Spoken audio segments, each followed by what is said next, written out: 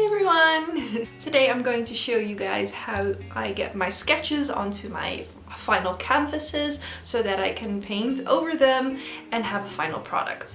Helping us will be this cute little raccoon that you guys voted for. He loves his pumpkins. I mean, I love pumpkins too. Hashtag autumn fave, yes.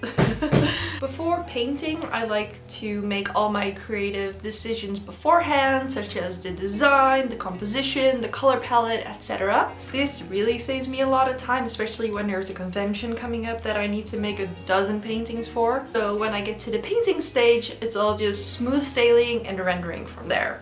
Personally, I really love this way of working. It's really straightforward and I get a lot more done. I've tried a lot of different transfer methods, but this one is definitely my favorite because it's the fastest and it uses the least amount of special equipment. I really don't like sketching directly onto my final canvas because I tend to make a lot of mistakes and I erase a lot, and if you erase a lot, you kind of muddy up your canvas. And when I replicate a design that I made in my sketchbook and just try to redraw it again, I lose a lot of the fluidity that my sketches seem to have. I'm just a lot more looser when sketching, and then when I recreate it again, it gets all stiff. I have used the grid method successfully in the past, but then you just end up with a grid you need to erase. It is handier for larger projects though. Speaking of larger projects, I've also used a projector while I've worked on murals. I don't always have a projector at my disposal though, so yeah. And for smaller works, it doesn't really work that well. So the reverse trace method, I call it, is my favorite. I learned it in one of my internships while I was working with watercolor, and I've gone back to it and I love it. But you do need some items, so this is what you're gonna need. Most importantly, your drawing, of course, can be digital, can be in a sketchbook, doesn't really matter. Some kind of image editing software. I like to use Photoshop, a ruler. If you made your drawing on paper, a camera or a scanner.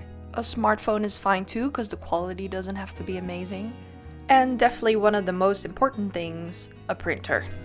Once it's printed, you're going to need a woodless graphite pencil. Make sure it's a soft one, so B is preferred. A ballpoint pen. Some tape. Some plain old scissors. A matte sealer. And of course, your final canvas. First, you're going to make your sketch. I like to make my sketch digitally because I like using digital tools such as the lasso tool and the undo button. It also lets me skip the step of photographing or scanning it in. I am making sure the design is exactly as I want it to be, and I also start working on my color palette so that when I'm painting it's a bit easier. So either take the photograph you took or the scan, or just copy the digital file and make a new file that corresponds to the measurements of your final canvas. I measured mine to be 22x22, so I make that canvas. Then I just copy paste it. I resize it a bit, make sure it's in the middle, and I guess if you did your sketch traditionally, you can make some edits, resize some things that you want to have different. I always add some margin to the borders so that when I cut it out after printing, I know where to stick it. This isn't really necessary, but I just like to have things like centered. Now, if your final canvas is larger than your printing paper, there is a way you can piece things together. But for this little raccoon, it's just going to fit on an A4, so I'm not gonna do that. It's finally time to print, so go to File and Print. What's very important is make sure it's scale 100, not fit the size, or just 100, then it's going to print the exact size that you want. Click on Print, and here he comes, coming out of the printer, yay! So take your print and flip it around so that you're working on the back. I just trace around the image so that I don't have to fill in the entire A4. It is really easy to see through the paper where the image is, but you can also hold it up to a window to see clearer. and then you just fill in that entire area with the graphite pencil. I guess you could argue that you could just use carbon tracing paper to do this whole process, but I never have that laying around, and because I work digitally, I'm just going to have to print it out anyway, so I feel like this is saving some paper.